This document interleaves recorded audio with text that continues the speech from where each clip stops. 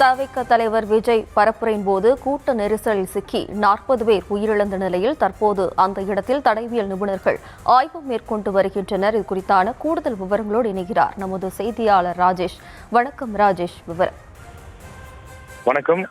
கரூரிலே நேற்றைய தினம் இந்த அசம்பாவிதம் நடைபெற்று 40 பேர் உயிரிழந்த இடத்தில் தற்போது தடயவியல் நிபுணர்கள் வந்திருக்கிறார்கள்.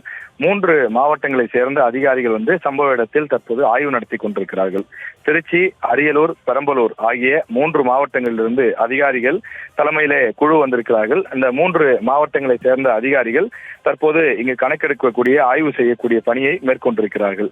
இங்கே அந்த சிதறி கிடைக்கக்கூடிய காலணிகள், அதே போல உடைந்து உதிரி பாகங்களாக சிதறி கிடைக்கக்கூடிய இருசக்கர வாகனங்கள், சைக்கிள் போன்றவற்றையெல்லாம் அவர்கள் கிளவுஸ் அணிந்து கொண்டு அவற்றை எடுத்து பார்த்து எந்த அளவுக்கு சேதம் ஏற்பட்டிருக்கிறது அதை அப்படியே அவர்கள் கைரேகை படாமல் புகைப்படமும் எடுத்துக் கொள்கின்றார்கள். அதே போல குறிப்பும் தாங்கள் வைத்திருக்கக்கூடிய நோட்டு புத்தகத்திலே குறிப்பும் எடுத்துக் கொள்கிறார்கள்.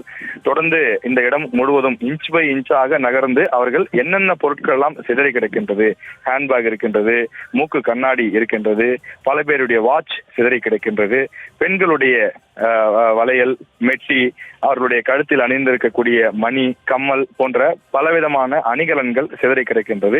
எனவே அவற்றையெல்லாம் ஒவ்வொன்றாக அவர்கள் பார்த்து எந்த அளவுக்கு இது இருக்கின்றது என்பதை அவர்கள் குறிப்பு எடுத்துக் கொள்கின்றார்கள். நாம் அவர்களிடம் விசாரித்த போது, சார் நாங்கள் இப்பதான் இந்த ஆய்வை தொடங்கி இருக்கிறோம், இந்த ஆய்வு நாங்கள் ஒரு 1 மணி நேரம் 2 மணி நேரம் பண்ணுவோம், முழுசா முடிச்சுட்டு உங்களுக்கான தகவலை சொல்றோம் அப்படின்னு சொல்லி நம்ம கிட்ட சொல்லியிருக்காங்க.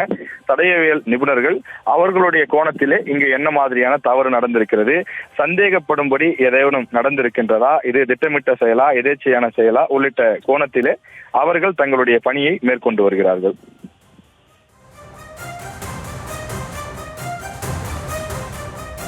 விவரங்களுக்கு நன்றி ராஜேஷ்.